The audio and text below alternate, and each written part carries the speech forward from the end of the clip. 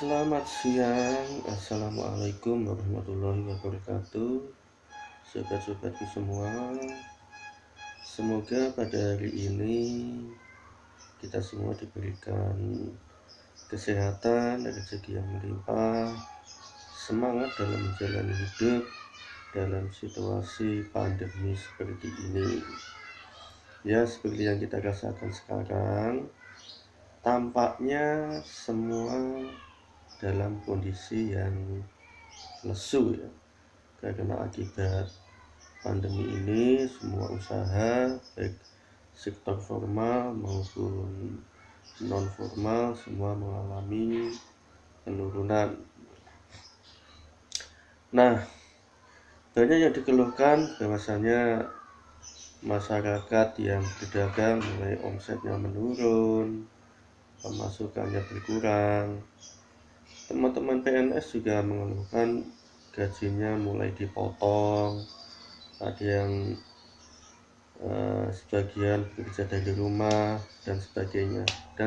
Kita tahulah kabar dari media-media saat ini. Sementara anak-anak sekolah SPP jalan terus, kemudian sistem belajar online yang memakan banyak pulsa yang mengharuskan orang tua membelikan pulsa atau HP, laptop segala macam. Ada berita yang cukup memprihatinkan, ada siswa yang bunuh diri gara-gara tidak punya HP untuk belajar online, dan cerita-cerita sedih lainnya ya. Itu akibat dari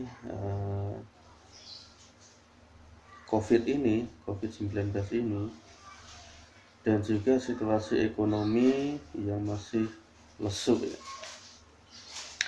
Nah, bagaimanakah kiat-kiat supaya kita semua masih bisa survive dengan kondisi seperti ini? Entah COVID ini akan berlangsung bertahun-tahun, atau mungkin 5 tahun, 4 tahun, 10 tahun, kita nggak tahu ya. Intinya kita harus survive dalam menghadapi berbagai macam kondisi seperti ini.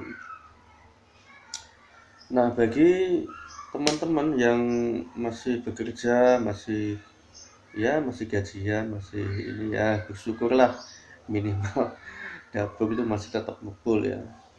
Kemudian untuk teman-teman yang bekerja tapi gajinya dipotong, itu kita juga sedikit sedih ya.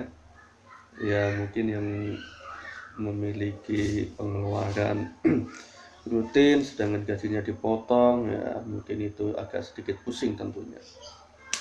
Dan yang lebih penting lagi adalah teman-teman kita yang sudah di PHK, itu tambah pusing lagi. Nah, bagaimanakah solusinya? Solusinya tak lain dan tak bukan, harus kita bangkit dari pribadi kita. Jangan mengharapkan bantuan dari orang lain, kita harus bisa bangkit dari diri kita sendiri. Meskipun pemerintah sekarang sudah mengeluarkan program bantuan sosial ya, sembako, terus kartu prakerja dan segala macam, itu hanya sekunder ya, tapi intisarinya kita harus bisa bangkit dari diri kita sendiri, bahwa hidup harus terus berjalan. Memang sulit ya, memang sulit pastinya, tapi ya sekali lagi kita harus barengi dengan doa dan ikhtiar, dan jangan mudah menyerah. Itu kuncinya, jangan mudah menyerah ya.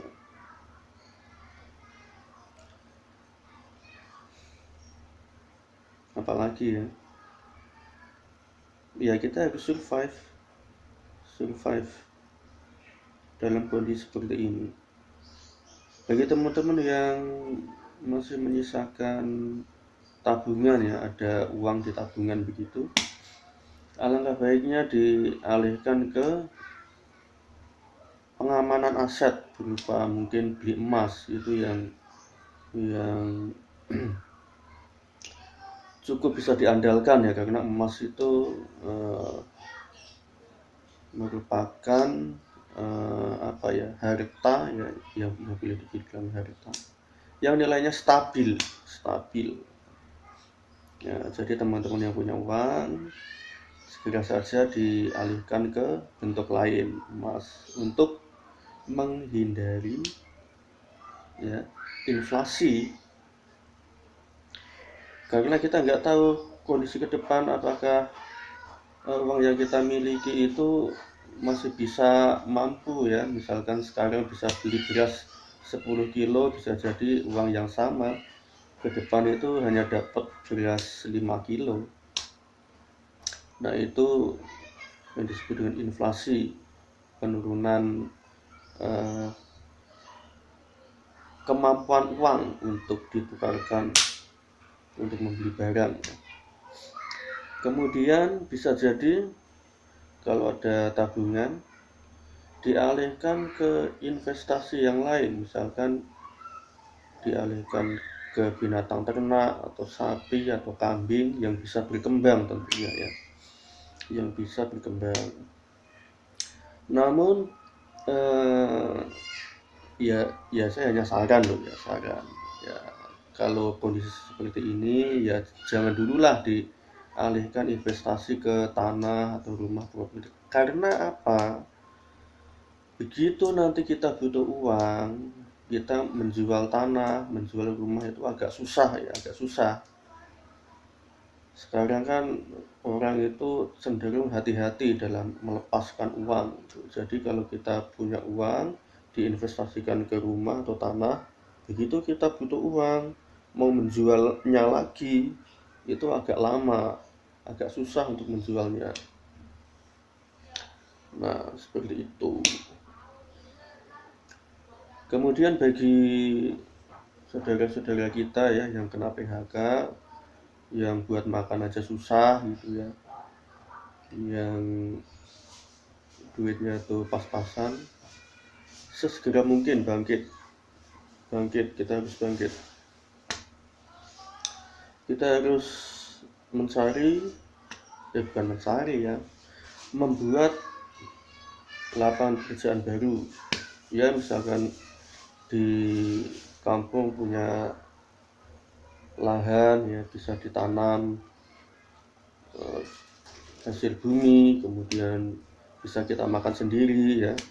Kemudian mungkin kalau ada kebutuhan lain bisa dibarter gitu ya, barter, karena kan nggak punya uang tuh, barter, bisa barter. Misalkan singkong dibarterkan dengan beras, atau misalkan binatang ternak dibarterkan dengan hasil bumi dan lain sebagainya.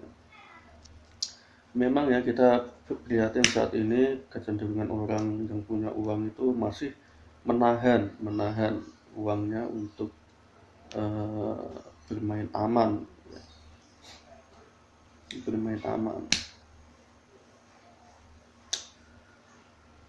ya. Bagi teman-teman kita yang kena PHK ya itu harus bangkit